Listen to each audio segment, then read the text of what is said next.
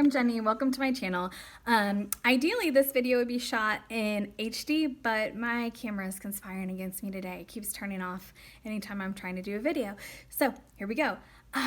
On verbal processing this spring, I did a whole series on freeschooling, and you might be asking, what is freeschooling? I think that's related to unschooling, right? Yes, some people do utilize the term freeschooling to mean unschooling, and that is another educational method, and that's fine, that's great. For my purposes, I'm utilizing freeschooling to mean a way to provide our children with a quality education at home for free or low cost. If you haven't heard my story, basically I found myself a teenage parent, and my husband and I got married when we were 18, about 9 months after our son was born, and we decided that we wanted to raise him the best possible way. We wanted the best possible outcome for him. Becoming a teen parent was kind of an awakening, and long story short, we decided that I would stay home with him, and that meant we were going to live off of one income. And in further reading different things, we decided that probably the best case for our son would be for me to homeschool. And 2 more brothers joined the family, 2 more sons joined our family, brothers for our first, and then a daughter. And through that, we've been homeschooling. So now we've been homeschooling. This will be our 12th year. My oldest is going to be an 11th grader, a junior this year. So where do you even start when you want to provide your children with a quality education, but you have no money? You're living on one income. That is what I want to help you with. Through the years, I have learned so many things about pulling together a curriculum on no money, on pulling together your own unit studies, finding those quality resources, because let's be honest, there are plenty of free resources out there. That doesn't mean they're going to provide our children with a quality education. It doesn't mean they're going to be up to the standard that we want for them. Okay, so I subscribe to kind of an eclectic mix of 2 different main educational philosophies. So Charlotte Mason, who many of you are probably very familiar with, but Charlotte Mason was not a home educator, I'm so sorry.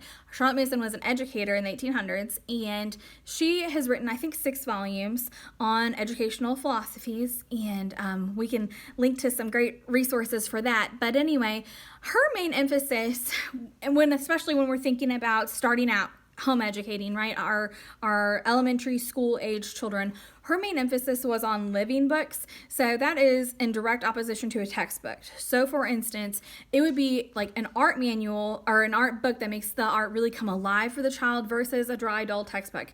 Similarly, like a biography, something that is the story is going to be such an enrichment for our child to where they really put themselves in the place of the person they're reading about, instead of like a paragraph in a textbook that doesn't really show the humanity and the brilliance and, depending on who we're talking about, all those wonderful things that a biography really brings out, right? So Charlotte Mason basically emphasized living books over textbooks. So when we compare that with the classical method of education, classical education, the model, has its roots back in the Greek and Roman times, right?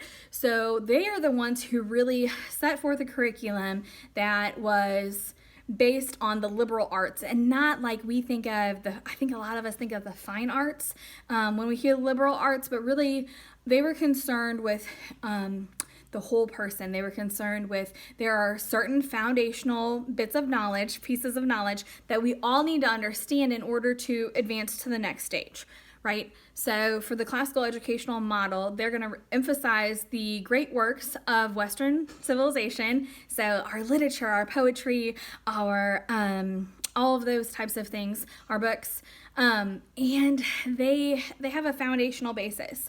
First is grammar, the grammar stage, then the logic stage, and then the rhetoric stage.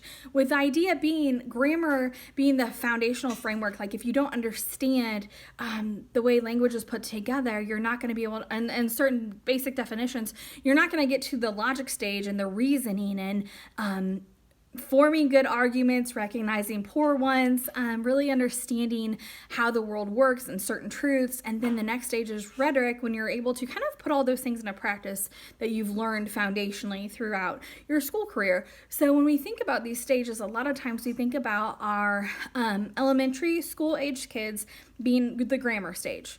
essentially. And then what we normally term middle school or junior high, that is essentially the logic stage.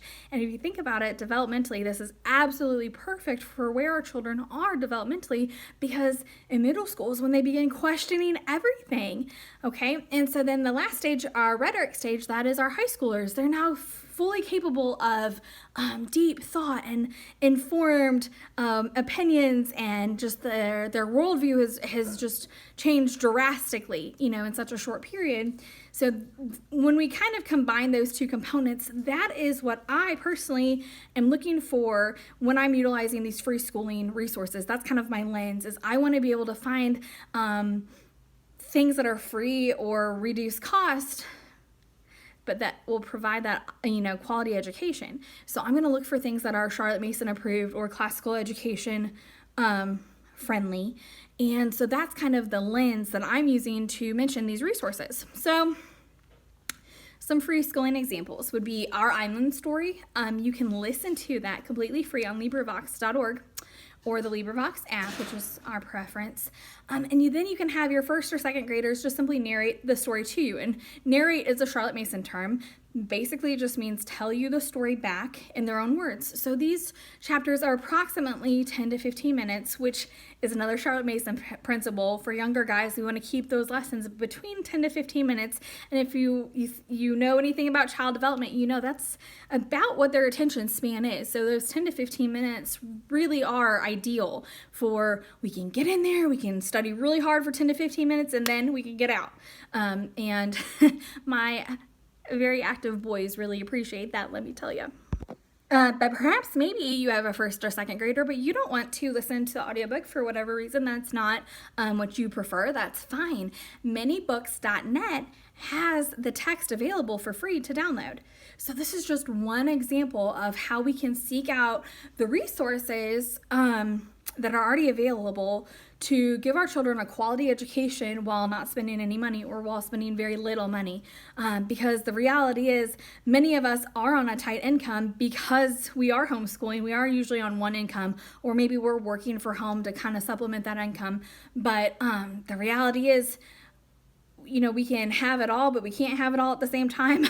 So a lot of us want to educate our children. We want to give them the best possible education, but that means, homeschooling is a full-time job. And that means we have to spend the time, and the resource investment is our time.